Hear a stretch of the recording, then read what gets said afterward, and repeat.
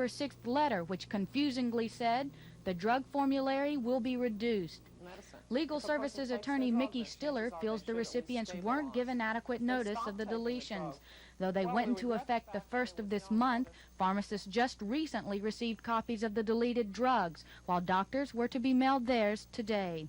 It is predictable that many Medicaid recipients will walk into drugstores this week asking for a refill or bringing in a new prescription for one of the 400 deleted drugs. When the pharmacist informs the recipient that Medicaid will no longer pay for this drug, the recipient has two choices.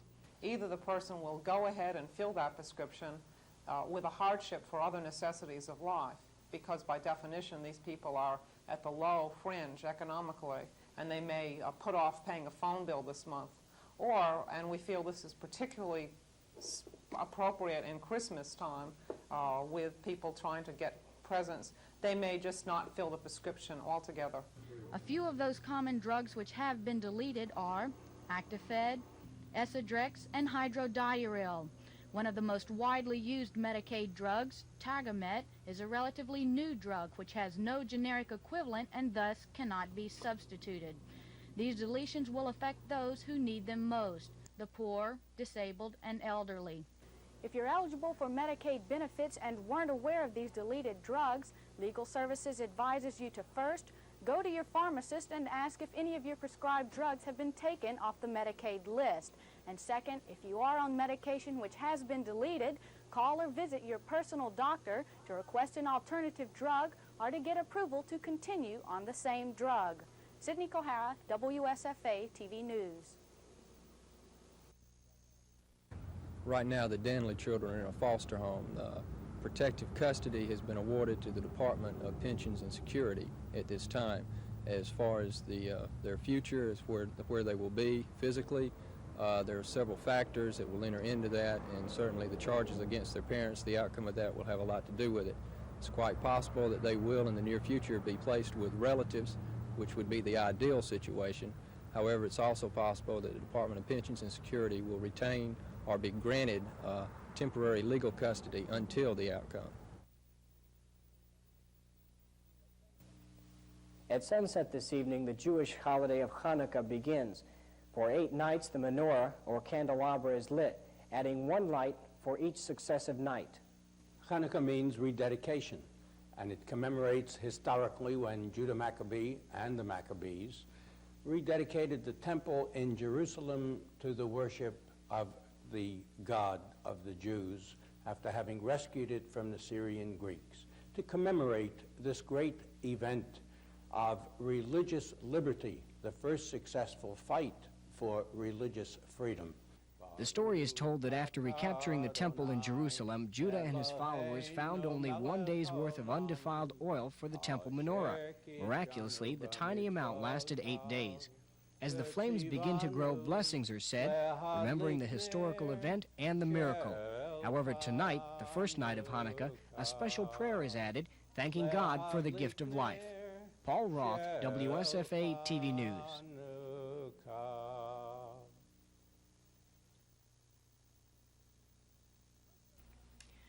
First Lady Bobby James talked candidly with CBN founder Pat Robertson in Norfolk, Virginia.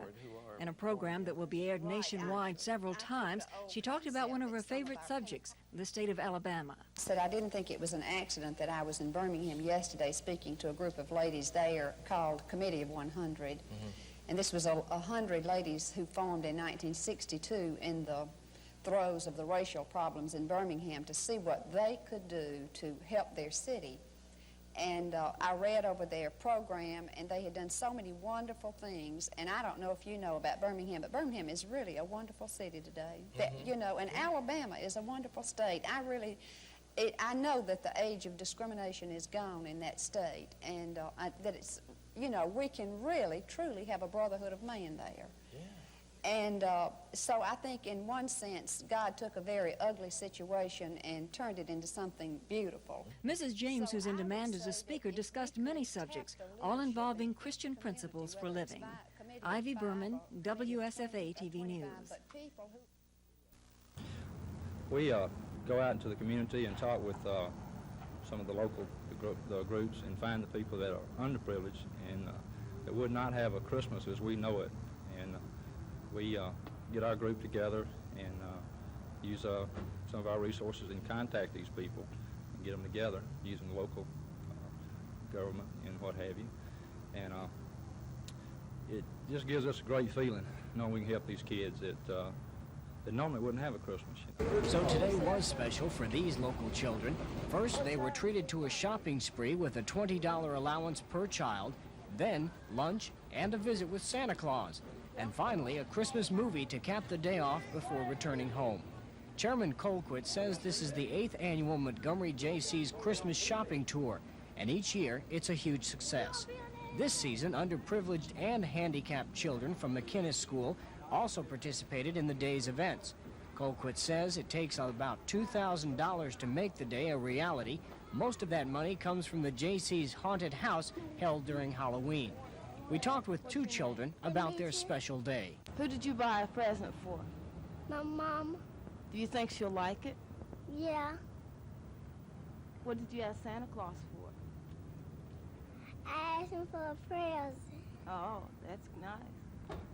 Who did you buy a present for? My mom and dad. You think they'll like it? Yeah. Paul Roth, WSFA TV News. It is the network for Alabama State University sports.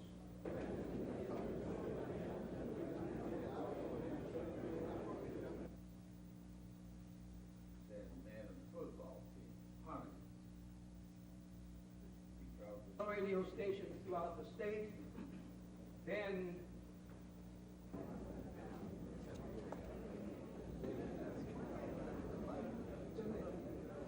got to hit the books. He has to hit, and then if he hits the books, he can take a choice of colleges when he comes out, because the first thing when we go into the school, we got to find out about his grades. If he doesn't have 2.0, we know we can't sign him. So he can't attend our place, because there'll be other places that you can go to. If you're not in the 1-2A, the young fella can come in and play. Thanks a lot, Coach.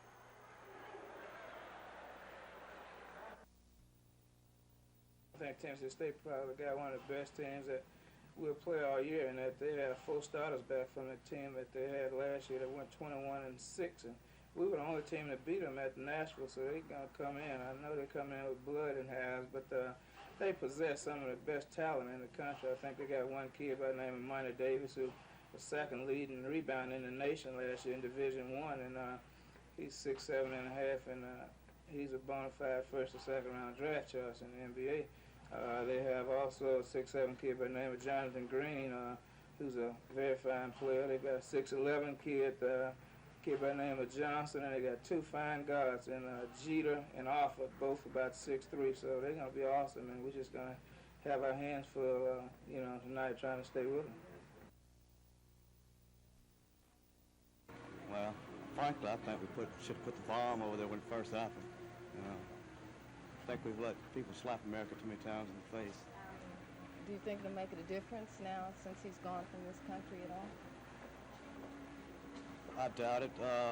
The Iranians probably want something from us, and they're not going to, quit till they get it. I doubt it, because something would happen by now, wouldn't it? Well, now that he's gone, do you think it will have any effect on their release? Frankly speaking, no. I really don't. Because of the way the people have been acting over there. If they were just keeping the hostages because we had the Shah, they have no reason to keep them. I don't know. I don't think I'll have any. I don't think they're going to be satisfied until until he's in their country, unless they have him, until they kill him. Okay, so it has nothing to do with the United States, really? Or No, where I don't think you... so.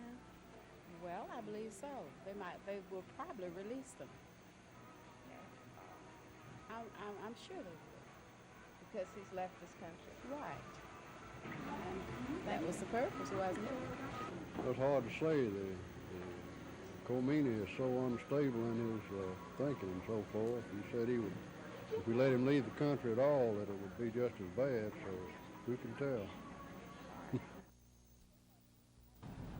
So far, police haven't been able to find the man who robbed the 7-Eleven store on the Upper Wetumpka Road at about 10 this morning. He was carrying a gun which police think was a blue steel .22 caliber revolver. The man left the store with a small amount of money, and minutes later, police arrived and began searching for him. So far, they say they've found no suspects and no witnesses other than the clerk behind the counter. No one was injured in the holdup. Police are looking for a black man who is 6 feet tall, weighs 200 pounds, and he was wearing blue jeans, no shirt, and a black hat, which he left behind. If you have any information about the robbery, you can call the Montgomery Police Department's secret witness number at 262-4000. You can give any information you have anonymously. Lisa Nielsen, WSFA TV News.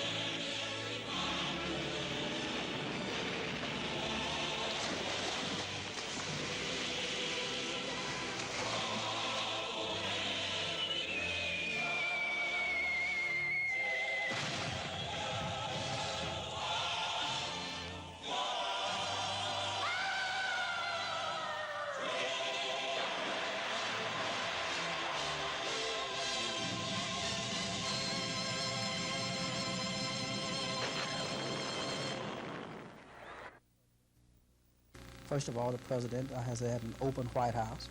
He's brought integrity and honesty to the White House, and he's dealt with issues which are peculiar to us. He's been good on appointing blacks to public office. He's been also good on education. He's been good for inner cities. He's been also just recently helped pass, his recommendation, Congress passed a law to provide for heating fuel for the poor during this very expected cold winter. And on the issues, Carter has done a good job.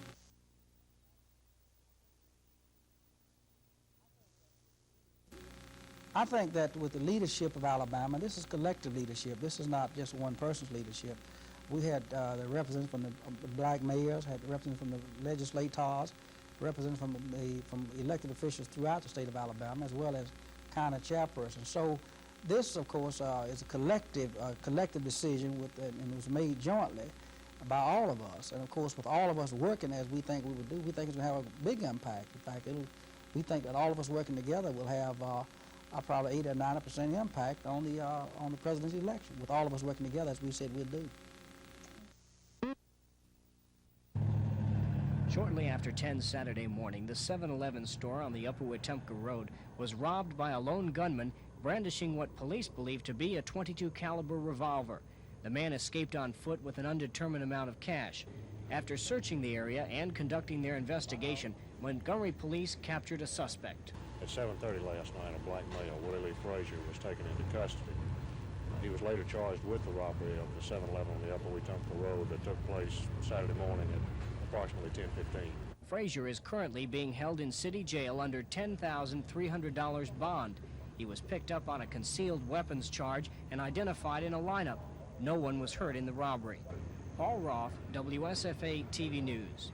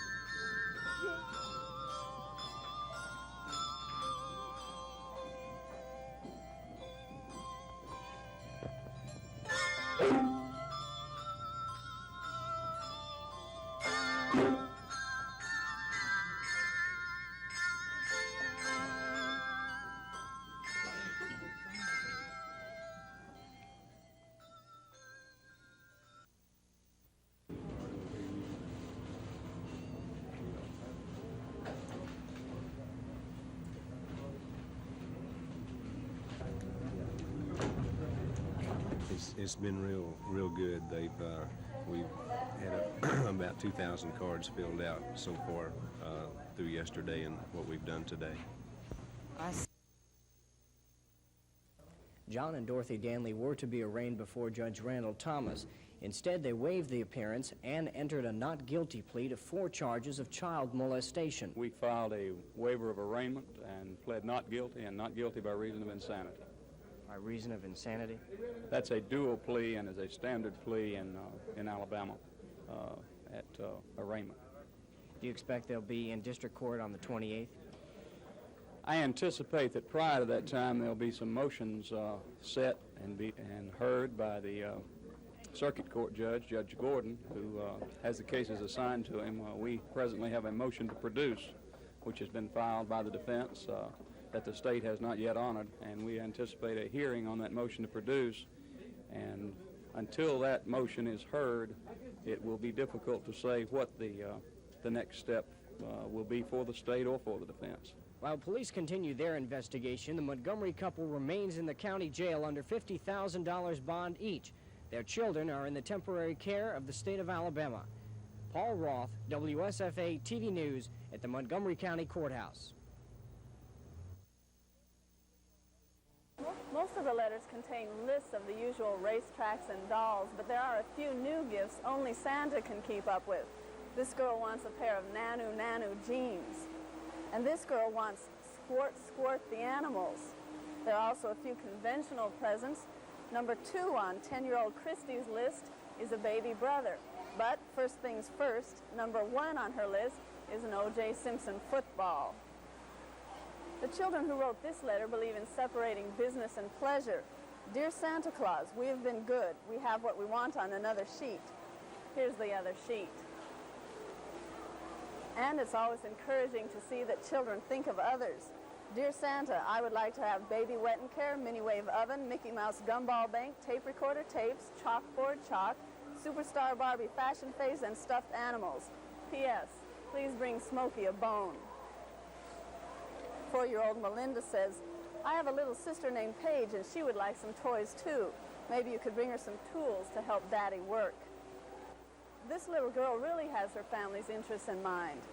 Bring my mother the money to go to Florida for Christmas. My daddy's birthday is on Christmas Day. Bring him a Dallas Cowboy cheerleader. Then there's a boy from Troy who asks for only 2 things. One is a quiet pump for his aquarium so he can sleep at night, and the other one, please leave a lightweight iron for the whole family to iron their clothes with. And Sonia says, please bring all the kids in the world toys, food, love, and peace. That's a pretty tall order, but sometimes kids have the right idea. Lisa Nielsen, WSFA TV News.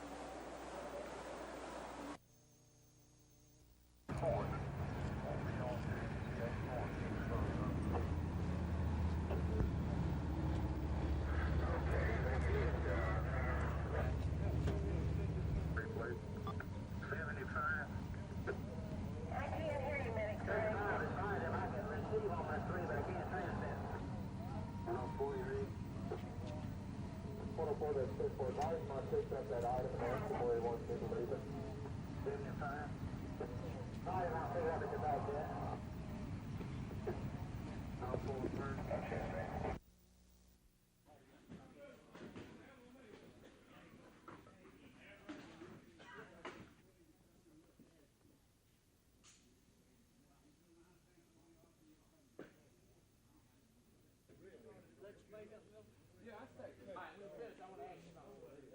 Somebody be sure to tell them fast with you.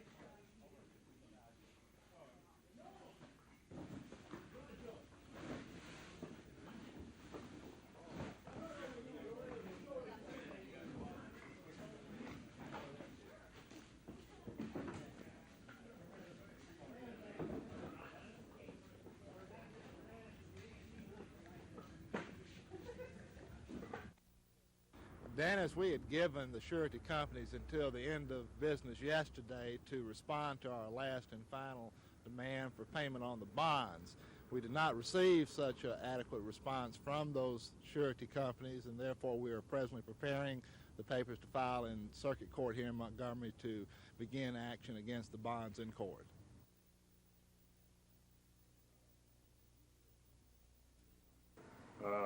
We need your attendance. It's the only pitch I'll make. It's very important. We have a national major network television contract this year. They're very concerned with the bodies in the stands.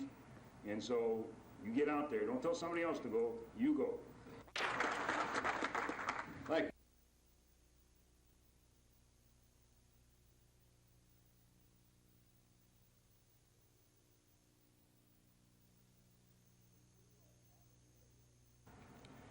Since we are out of the area, I would like to maybe tell you a little about some of the people we have. 2 quarterbacks. Bill Hurley from Syracuse, you saw him the Independence Bowl game. They played McNeese State. McNeese State was a real fine football team. Syracuse was fortunate enough to win that ball game, and I think Bill Hurley was a big factor in that win. He's a running type quarterback. We will expect to use whatever strength he has and capitalize on possibly that area. Eric Hipple from Utah State, a drop-back quarterback, and has just exceptional stats on a national level, throws the ball very, very well. And in this ball game, I think it comes down to that one area, how well you can throw the ball and what kind of receivers you do have, because you don't have enough time to get all the other things together to make that run offense go. But Doug brought his quarterback here, which gives him a little bit of an edge. He has a start on that part of the game, and he knows what he's talking about. But I look at those 2 areas, I think they're very close.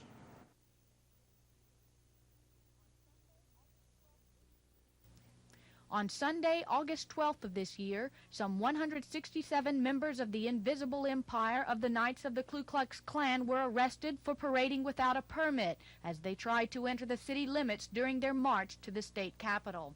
After being found guilty in city court, members of the Klan appealed to the circuit court. They appeared before Judge Randall Thomas this morning. In Thomas's courtroom, Klan members waived their right to a jury trial. All were found guilty of unlawful assembly. A plea bargain agreement was reached between lawyers representing the Klan and the city of Montgomery. The Klan members were fined $250 and sentenced to 6 months in the city jail. That sentence was suspended, and they were placed on 1-year unsupervised probation. Bill Wilkinson, Grand Dragon of the KKK, was not happy with the sentencing, claiming it was much too harsh. The crime that they're accused of is the equivalent of jaywalking, and I don't believe that anyone has ever heard of getting a 6 months jail sentence suspended and a year's probation and a $250 fine for a first offense jaywalking with no other problems, no other charges, etc. Saying he wanted to demonstrate his faith in his beliefs, Wilkinson asked for a trial by jury. He was the only Klan member to do so. No trial date has been set. When asked about the possibility of other Klan marches in this area, Wilkinson said he had no concrete plans to march or parade at the moment, but that the KKK would be seen on Montgomery streets again. Sydney Kohara, WSFA TV News.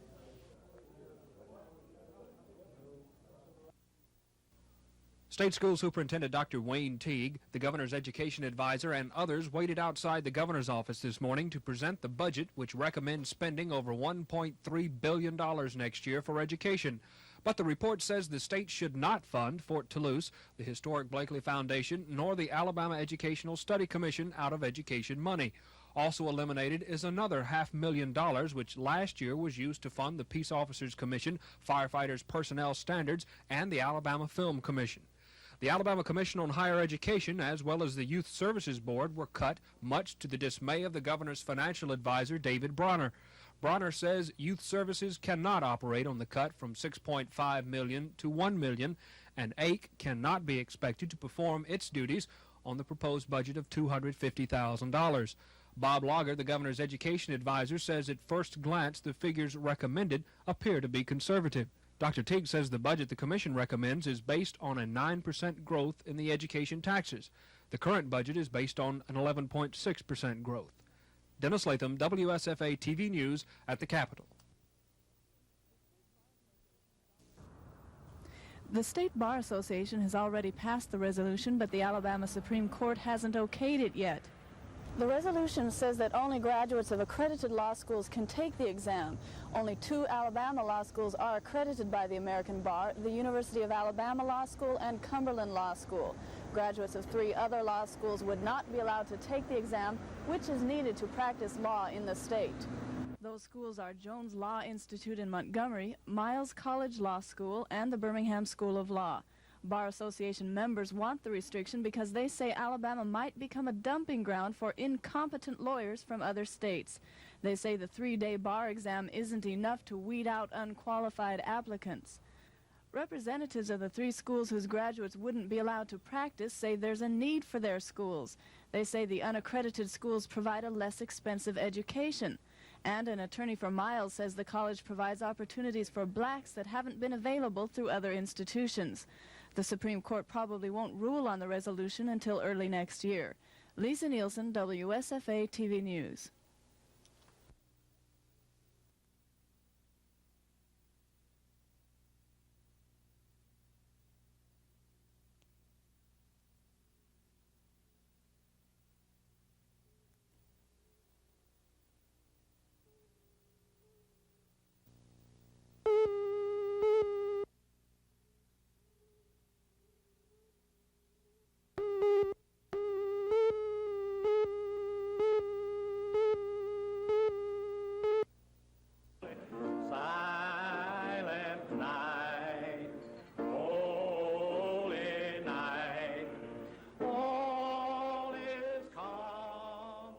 Say this, it's a pleasure for me to be back in Montgomery and to be back with the Kiwanis Club. You have set singing back some 20 years.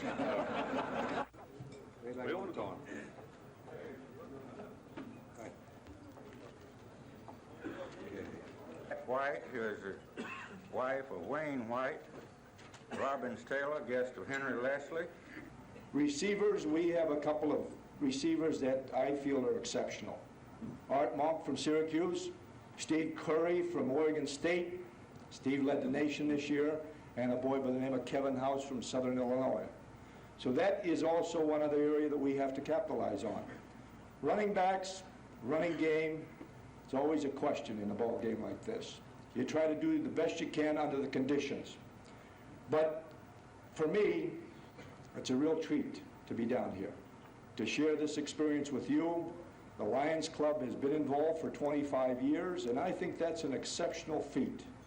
We're talking about service organizations that devote their time, their efforts, their money for a great cause.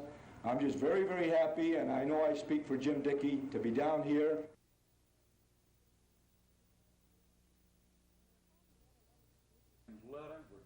Mayor Falmer read a letter from District 6 Councilman Donald Watkins, which requests a copy of the policeman's personnel file. Watkins wants the file as part of his own probe into the incident, even though a grand jury has ruled the officer acted in self-defense.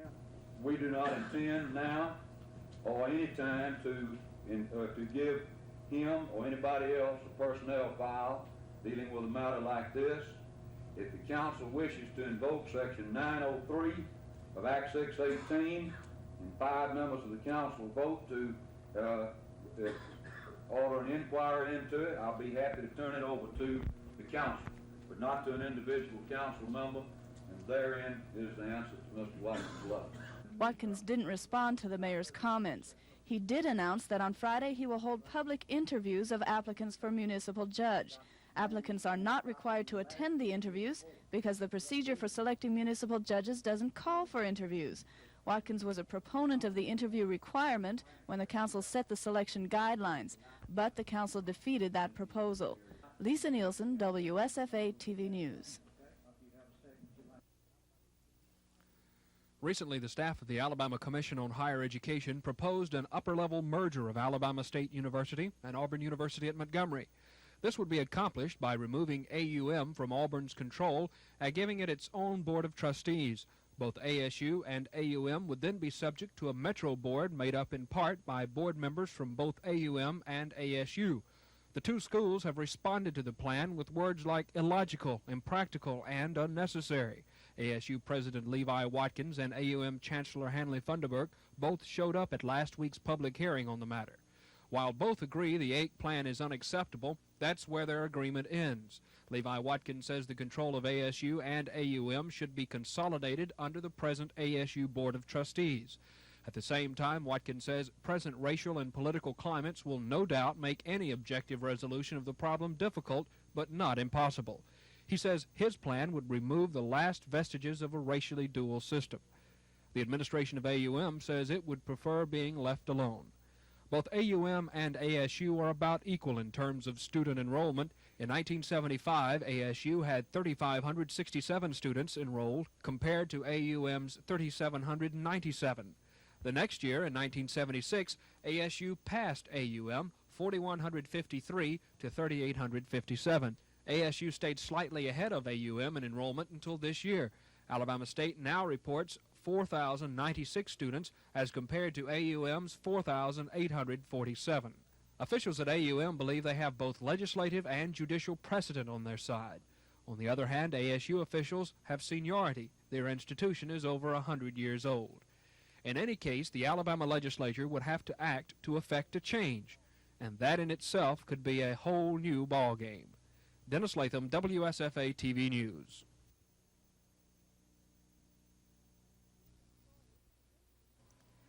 City employers predict a decline in hiring over the next 3 months. Expected to be hit hardest are wholesale retail merchants, educational institutions, and the areas of transportation and public utilities. Public agencies are the most optimistic in hiring projections, followed by manufacturers of durable and non-durable goods and employers in service industries.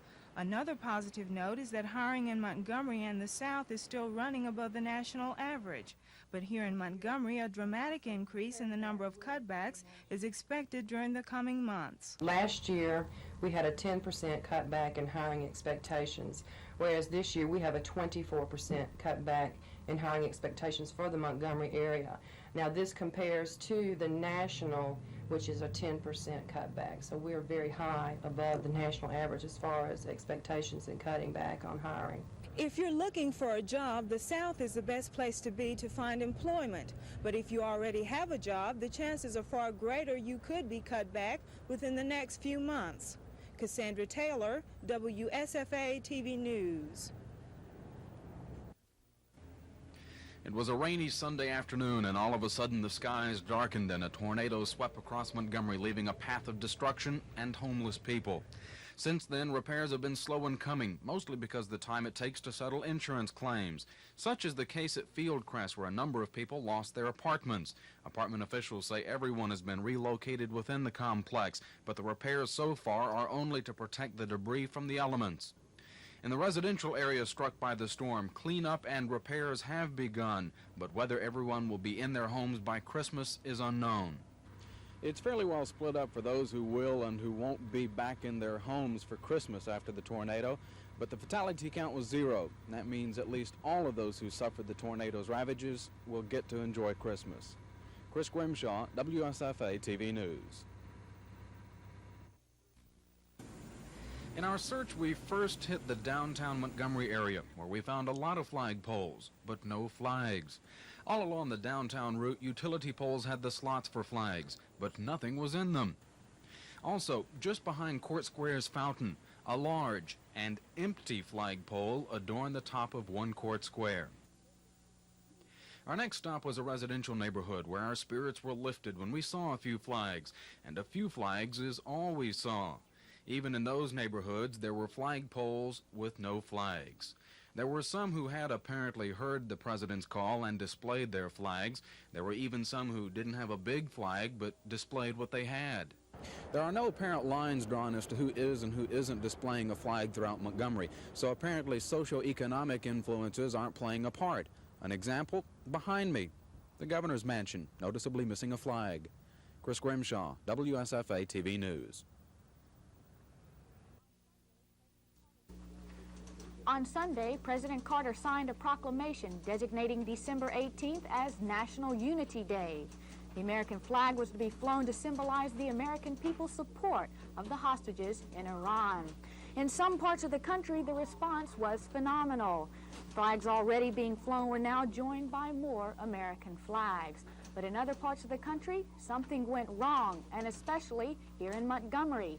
People just didn't seem to know it was Unity Day. The mayor's office, the Chamber of Commerce, the downtown merchants, and even the governor's office didn't seem to know it was Unity Day.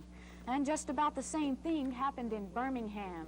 Gene Reed of Montgomery's Downtown Unlimited said the city would have participated had the city known about Unity Day. He said he could have had the whole downtown area lined with flags with just one phone call. The governor's office said about the same thing. John Hamm, Governor James's press secretary, felt the whole issue was, quote, awfully underpublished. He said the governor had dedicated the Capitol Christmas tree to the hostages and would have definitely flown the flag if only he would have known about Unity Day. I called the White House Deputy Press Secretary Patricia Berrio and asked her just where communication between the White House and the American people broke down. She said it was all done on a very short notice, and the White House had depended on the wire services to get the information out. She did say her staff could have used a little more lead time to get Americans aware of Unity Day. So even if you didn't see a lot of American flags waving proudly over Montgomery yesterday and you weren't aware of Unity Day, don't worry, you weren't the only one. But rest assured, even though Montgomery support isn't that visible, it's here, alive and well.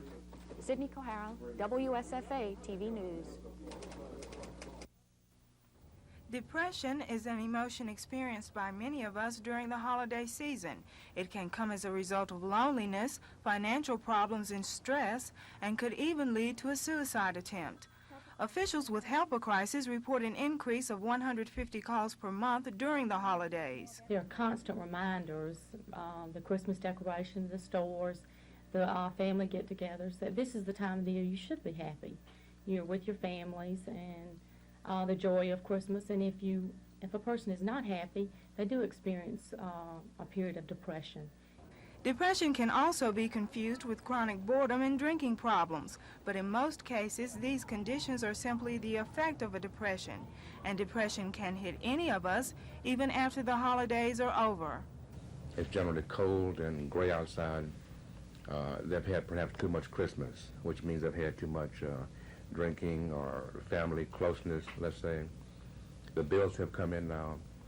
Perhaps they expected too much from Christmas, which is very common. Tomorrow, we'll take a look at ways to beat holiday depression. Cassandra Taylor, WSFA TV News. At the first sign of depression, you should ask yourself why you're depressed. Investigate any contributing factors which may have caused it. Good areas to start with are job, family, and friends. Another way to fight the depression is to talk with someone you trust, such as a friend, relative, or minister. I think talking about it can talk out some of these bad feelings. Some people find that they need counseling to find out how to handle it better. For some, exercise is very good. Brisk walks, a mile a day. Some people jog. I play tennis myself. It helps me relieve my tensions. For those who are lonely, staying busy is the key, and people with financial problems should set reasonable goals and limits. Many of us tend to be overindulgent during the holiday season simply because it's Christmas. As a result, Beverly suggests cutting back on eating, drinking, and expensive gift buying. And one final suggestion, get back in touch with the real meaning and purpose of Christmas. This is Cassandra Taylor, WSFA TV News. I think in order for us to be successful, Reggie Johnson, Burt Bertelkamp, Gary Carter have to play. If we can keep those three players in the lineup and playing at their best, we could be a good team. Reggie is, of course, one of the outstanding players in the conference. Is he the key to your team this year, do you think? Yes, because he is a senior, and because he scores so effectively, and because he's improved defensively, he is a key. How has he improved? What's he done to improve himself? Well, he's in much better condition than he was a year ago. He's gained some weight. He's added about 14 pounds to the weight he had a year ago. He's up now about 224.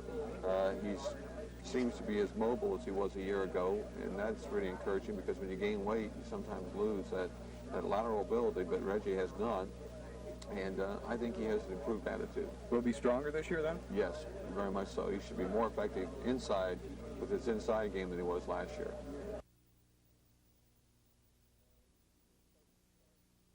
It came as a pleasant surprise for me. It's something that I've been looking forward to for the last 2 years. One of the reasons I came to Montgomery was to get into AA and hopefully get a AA general manager's job, and this couldn't have come at a better time, and I'm real happy about it. What exactly will your duties as GM include? Well, at this point of the season, I call it the season because I work full year, I'll be out drumming up advertising support, and basically I have to get 60% of our operating budget for the entire season at this time of year, and we get that through advertising, box seats, the billboards, that type of thing, and that's the most important part of my job right now.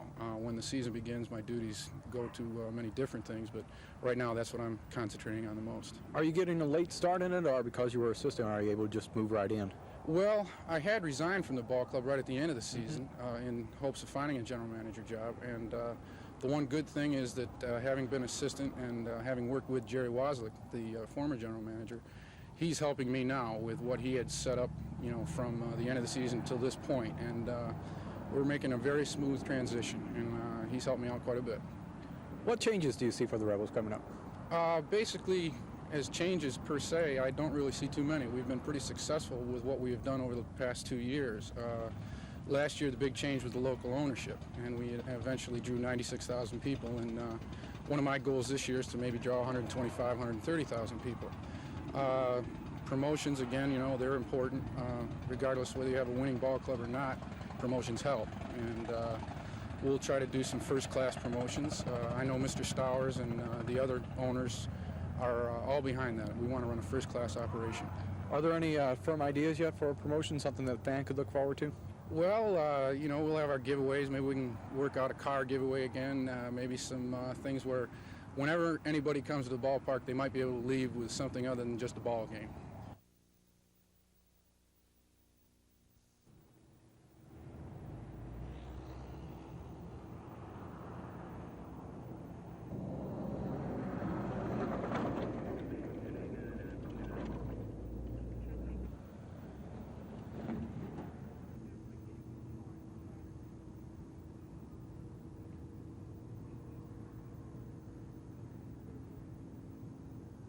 They told us they'd be through.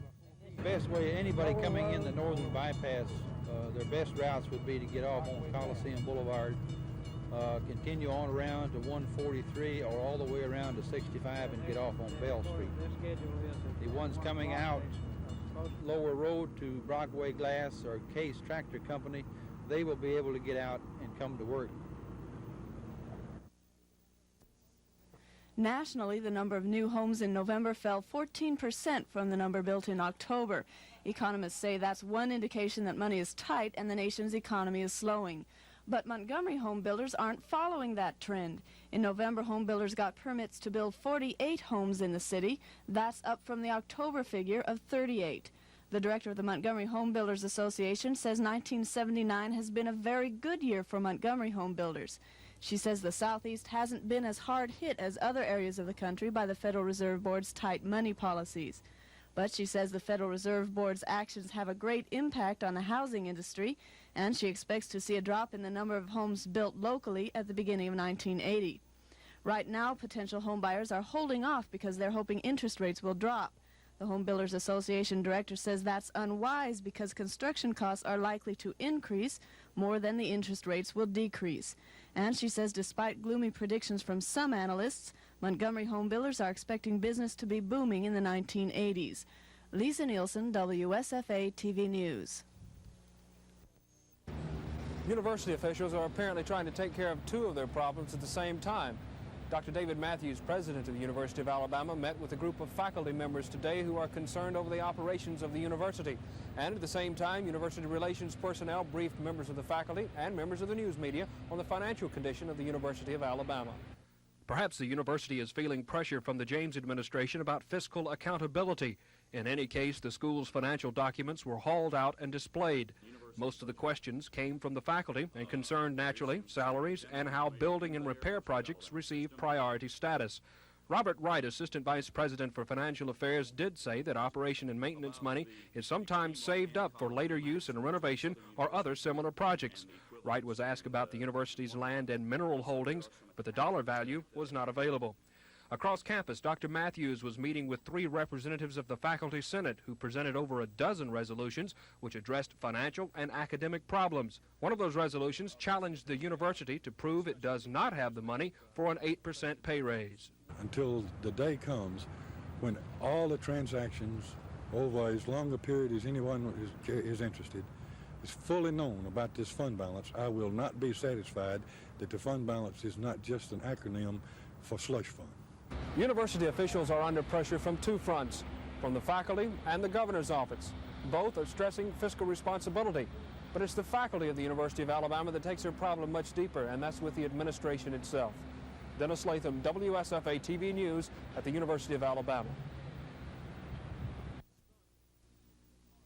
The sun would seem to be a model of constancy, its risings and settings, its eclipses, all predictable to fractions of a second. But activity on the sun is not so constant, and the changes the sun undergoes are affecting an increasing number of human activities here on Earth. The Space Environment Services Center in Boulder, Colorado is the hub of a global network designed to warn of disturbances on the sun. Scientists here keep tabs on such things as the sun's spots, the relatively cooler and darker areas on its fiery surface which rise and fall in number on an 11-year cycle. The center's director is Gary Heckman. On a shorter time scale, on a period of days and hours, huge solar flares, which are releases of radiation from these sunspots, can occur. A large solar flare rises up to a maximum about an hour and goes away, and in the time that it covers, that hour or two, it releases tremendous amounts of radiation. Protecting manned space missions by forecasting the time and intensity of solar flares was the first principal function of the Space Environment Services Center. Solar flares produce radiation hazards for astronauts in space, or even a low radiation hazard for passengers on supersonic transports, SSTs, flying through the polar cap. A fairly new discovery is that the high-energy electrons and protons and ions that come from these solar flares can penetrate as far as the Earth's surface. Very small numbers, but enough that they induce random failures, software failures, in the new generations of computers that have very compact circuits in them. Next week, how the 11-year sunspot cycle affects human activities. I'm Dan Atkinson with Weatherbeat. doesn't say either. Crane called the hostage situation in Iran the fault of the present administration. He says prior actions by the Ayatollah Khomeini should have given this country an indication that the current situation could occur, and the fact the Iranian embassy was overrun in February. The Illinois congressman voiced his support for a strong national defense plan, which he says can be achieved in 10 years. Crane says this area has been neglected by the Carter administration, adding that this places the country in a serious condition. But if we intend to provide leadership to promote peace and freedom, I think we have no alternative but to regain and retain major military superiority over any potential adversary in the world. As a solution to deficit spending by the federal government, Crane says he has introduced a constitutional amendment which will fix the percentage of our national income that the government can spend. Cassandra Taylor, WSFA TV News. Well, I think they may be sympathetic toward us, and they may, because of that, they may move a little quicker than they normally would. I think, though, in the end result, they're going to follow the law, and whatever the law says, whether that's what they'll do.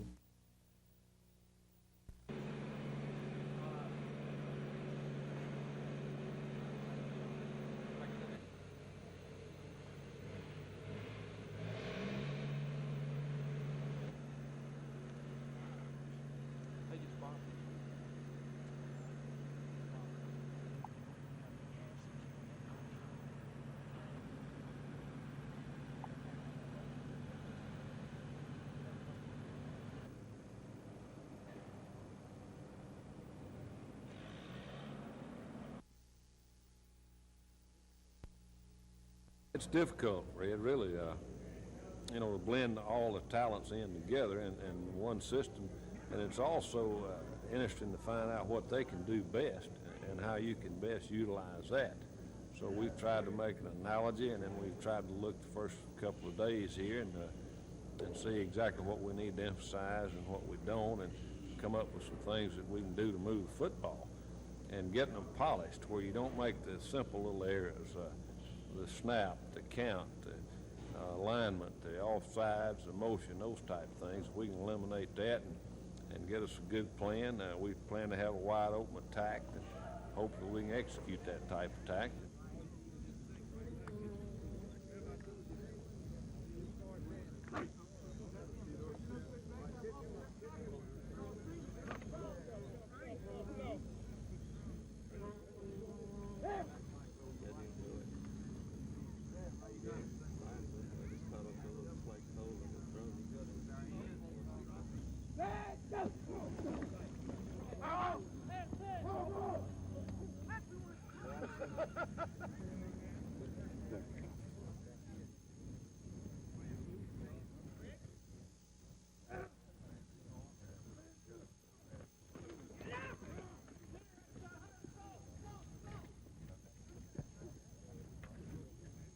I know those guys over there with the blue, Coach Restick and Coach Jim Dickey from Kansas State, whom we played, and Coach Farrell, they're serious about this thing, and I know that they want to do a good job, and certainly we do, and it's for such a great cause and an opportunity for the players to exhibit their wares that we want to help them to do a good job and help the people in Montgomery.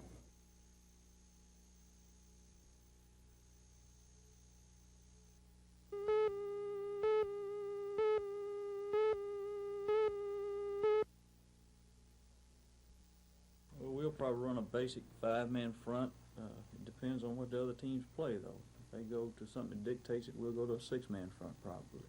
Why do you favor the multiple defense? I feel like it's hard to block. You know, you create a little confusion up front and it helps you out defensively. You'll be keeping all your coaches that are at Lanier now? Sure will. I feel like they're a good group of men. They'll be a fine group to work with. How do you think the Poets will shape up for next year? They'll be losing a couple of talented people. Well, I feel like we just got to take what we have and go to work real hard and do the best we can with them.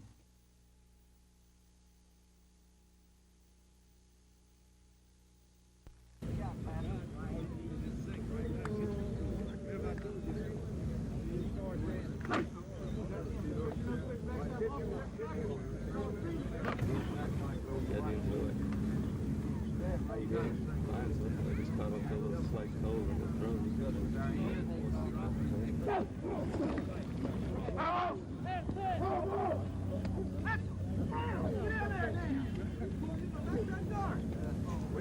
We plan to have a wide open attack, and hopefully we can execute that type of attack and move the football and put on a good show for the people in Montgomery, because I'm looking forward to an exciting game. Is it an advantage having your own quarterback down here, Charlie?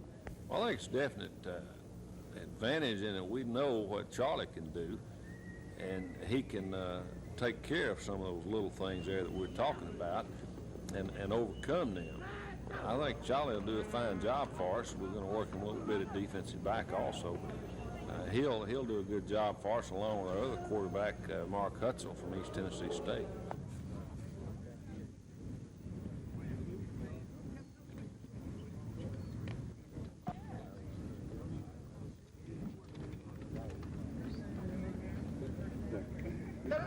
Get in there! That's the hole, that's ready!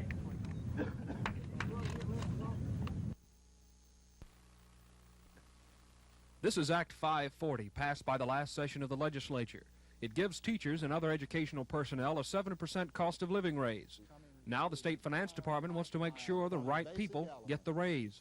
State Finance Director John Papanastis says the accounting firm of Arthur Anderson and Company has been hired to verify financial material reported to the state. One major portion of the study will involve tracing back to original source documentation, even to individual schools if necessary, to verify that those funds, which are the basis upon which to compute the cost of living raise, were accurately determined, and that they included only those amounts and those state salary allocations that should have gone in there in accordance with Act number 540 of the legislature, which authorized the raise.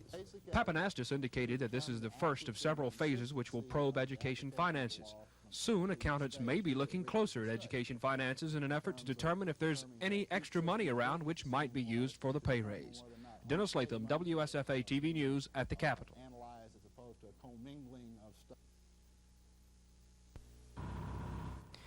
Flag sales in the Montgomery area have increased dramatically.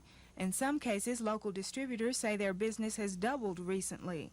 The increase, to a large degree, can be attributed to the American effort to show concern for the hostages in Iran.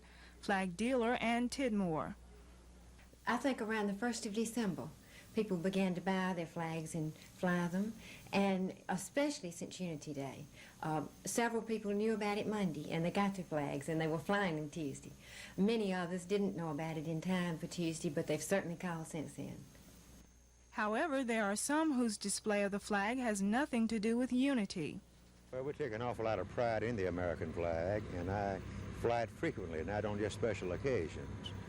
But we have worn out quite a few, and we enjoy it. It gives us an awful lot of satisfaction to see it flapping in the breeze. Flags come in many sizes. The prices range from 5 cents for this flag on a toothpick to as much as the individual wants to spend. People who buy flags also vary, from private citizens of all ages to businesses. Mrs. Tidmore says she has even gotten several orders from local elementary schools. Cassandra Taylor, WSFA TV News. Officials say the silver is estimated to be worth $500,000. It was found in Chicago by 2 local officers. Lieutenant T.J. McClain and investigator Dennis Bodine were assisted in their investigation by the Chicago Police Department. Part of the silver was allegedly stolen in October and November by a ring of gypsies.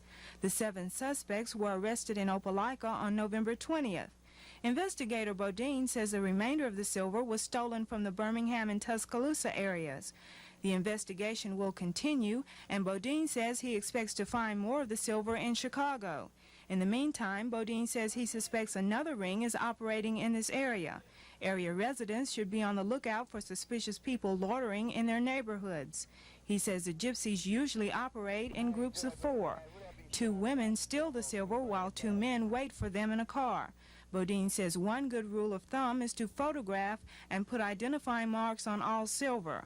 Also, it's a good idea to report any suspicious people to the police. Cassandra Taylor, WSFA TV News.